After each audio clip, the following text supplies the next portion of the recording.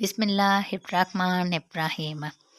हज़रत फ़ज़ाला बिन उबैद रज़ियल्लाहु ताला अन्हु कहते हैं कि रसूल अल्लाह सल्लल्लाहु अलैहि वसल्लम हम लोगों के साथ मस्जिद में तशरीफ़ फरमा थे। इस वक्त एक शख्स मस्जिद में आया। इसने नमाज पढ़ी और ये दुआ की, ऐ अल्लाह मेरी मग़फ़िरत कर दे और मुझ पर रहम फरमा।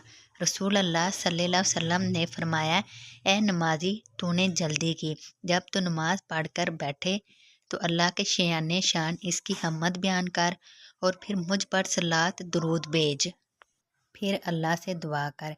कहते हैं इसके बाद फिर एक और शख्स ने नमाज पढ़ी।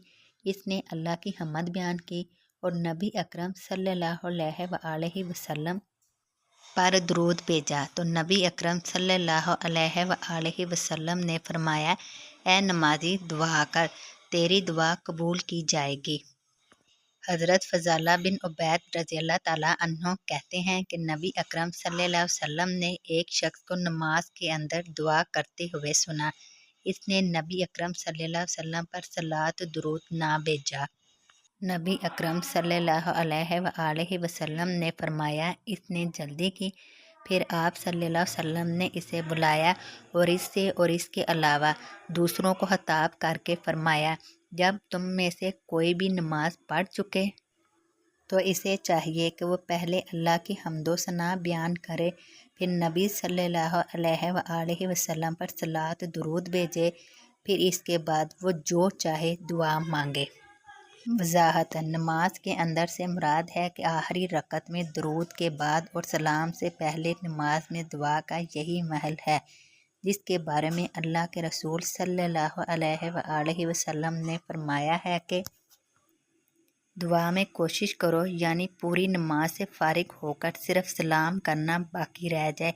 ये मानी इसलिए लेना होगा कि इसी हदीस में आ चुका है कि पहले शख्स ने नमाज के अंदर दुआ की थी और इस पर आप सल्लल्लाहु अलैहि वसल्लम ने फरमाया था कि इसने सलात दुरूद ना भेजकर जल्दी की। नीज़ दुआ अल्लाह से कुर्ब के वक़्त ज़्यादा कबूल होती है और बंदा सलाम से पहले अल्लाह से बनिस्बत सलाम के बाद ज़्यादा करीब होता है। वैसे सलाम बाद भी दुआ की जा सकती है, मगर शर्त वही है कि पहले हम्दो सना और दुरूद सलाम का नजराना पेश कर ले। हज़रत अबू इमामा रज़ियल्लाहु ताला अन्हु कहते हैं कि पूछा गया, ए अल्लाह के रसूल कौन सी दुआ ज़्यादा सुनी जाती है? आप सल्लल्लाहु अलैहि वसल्लम ने फरमाया, आधी रात के आहर की दुआ, यानी तिहाई रात में मांगी हुई दुआ और फ़र्ज नमाजों के अखीर में। हदीस नंबर 3499। हज़रत अबू कब्शा अन्मारी रज़ियल्लाहु ताला अन्हु कहते हैं कि रसूल अल्लाह सल्लल्लाहु अलैहि वसल्लम ने फरमाया, इस उम्मत की मिसाल 4 लोगों जैसी है। एक वो शख्स जिसको अल्लाह ने माल और इल्म अता किया तो वो अपने इल्म के मुताबिक अपने माल में सर्फ करता है और इसको हक के रास्ते में खर्च करता है।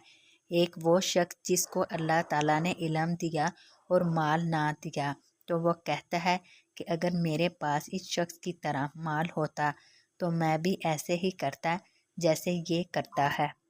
रसूल अल्लाह सल्लल्लाहु अलैहि वसल्लम ने फरमाया, तो ये दोनों अजर में बराबर हैं।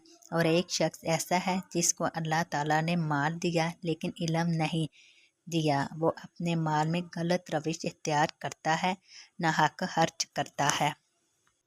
और एक शख्स ऐसा है जिसको अल्लाह ने ना इल्म दिया और ना माल, तो वह कहता है काश मेरे पास इस आदमी के जैसा माल होता तो मैं इस तरह तीसरे शख्स की तरह करता, यानी नाहक खर्च करता। रसूल अल्लाह सल्लल्लाहु अलैहि वसल्लम ने फरमाया, तो ये दोनों गुनाह में बराबर है। सुनन इब्ने माजा हदीस नंबर 4228।